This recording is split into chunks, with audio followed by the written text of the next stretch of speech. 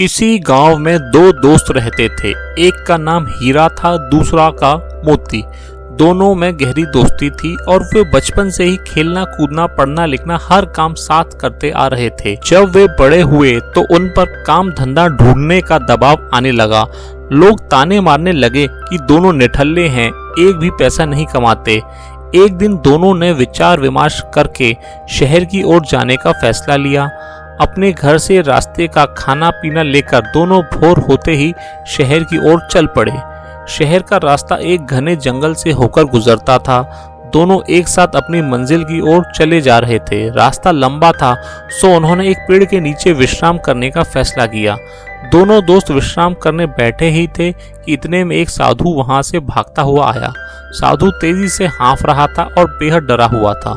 मोती ने साधु से उसके डरने का कारण पूछा तो साधु ने बताया कि आगे के रास्ते में एक डायन है और उसे हरा कर आगे बढ़ना बहुत मुश्किल है। मेरी मानो तो तुम दोनों भी यहाँ से वापस लौट जाओ। इतना कहकर साधु अपने रास्ते लौट गया। हीरा और मोती साधु की बातों को सुनकर असमंजस में पड़ गए। दोनों आगे जाने से डर रहे थे। दोनों के मन में घर लौटने का विचार आने लगा, लेकिन लोगों के ताने सुनने के डर से उन्होंने आगे बढ़ने का निश्चय किया। आगे का रास्ता और भी घना था। वे दोनों बहुत डरे हुए भी थे। कुछ दूर और चलने के बाद उन्हें एक बड़ा सा थैला पड़ा हुआ दिखाई दिया। दोनों दोस्त डरते हुए उस थैले के पास पहुंचे। उसके अंदर उन्हें कुछ चमकता हुआ नजर आया। खोलकर देखा तो उनकी खुशी का कोई ठिकाना ही न रहा। उस थैले में बहुत सारे सोने के सिक्के थे।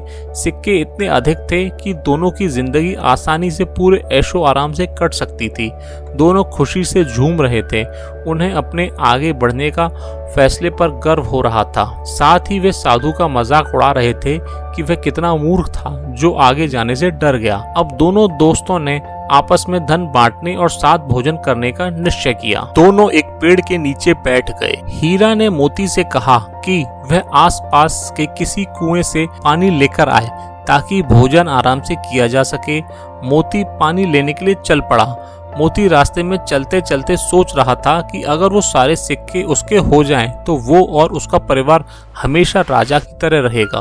मोती के मन में लालच आ चुका था। वह अपने दोस्त को जान से मार डालने की योजना बनाने लगा। पानी भरते समय उसे कुएं के पास एक धारदार हथियार मिला। उसने सोचा कि वो इस हथियार से अपने दोस्त को मार देगा और गांव में कहेगा कि रास्ते में डाकुओं ने उन पर हमला किया था। मोती मन ही मन अपनी योजना पर खुश हो रहा था। वह पानी लेकर वापस पहुंचा और मौका देखते ही हीरा पर पीछे से वार कर दिया। देखते ही देखते हीरा वहीं ढेर हो गया। मोती अपना सामान और सोने के सिक्कों से भरा थैला लेकर वहां से वापस भागा। कुछ 1 घंटे चलने के बाद वह एक जगह रुका। दोपहर हो चुकी थी और उसे बड़ी जोर की भूख लग आई थी। उसने अपनी पोटली खोली और बड़े चाव से खाना खाने लगा। लेकिन ये क्या, थोड़ा खाना खाते ही मोती के मुंह से खून आने लगा और वह तड़पने लगा। उसे एहसास हो चुका था कि जब वह पानी लेने गया था तभी हीरा ने उसके खाने में कोई जहरीली जंगली बूटी मिला दी थी। कुछ ही देर में उसकी भी तड़प तड़प कर मृत्यु हो गई। अब दोनों दोस्त मृत पड़े थे और वो थैला यानी माया रूपी डायन जस का तस पड़ा हुआ था। जी हाँ दोस्तों, उस साधु ने एकदम ठीक कहा था कि आगे डायन है। वो सिक्कों से भरा थैला उन दोनों दोस्तों के लिए डायन ही साबित हुआ। ना वो डायन रूपी थैला वहाँ होता, ना उनके मन में लालच आता और ना वे एक दूसरे की जान लेते। दोस्तों, यही जीवन का सच भी है। हम माया यानी धन दौलत संपदा एकत्रित करने में इतना उलझ जाते हैं कि अपने रिश्ते नातों तक को भुला देते हैं। माया रूपी डायन आज हर घर में बैठी है। इसी माया के चक्कर में इंसान हैवान बन बैठा है। हमें इस प्रेरक कहानी से यह सीख लेनी चाहिए, हमें कभी भी पैसों को जरूरत से अधिक महत्व नहीं देना चाहिए और अपनी दोस्ती अपने रिश्तों के बीच में इसको कभी नहीं लाना चाहिए। और हमारे पूर्वज भी तो यह कह गए हैं, माया के चक्कर में दोनों गए, ना माया मिली ना राम।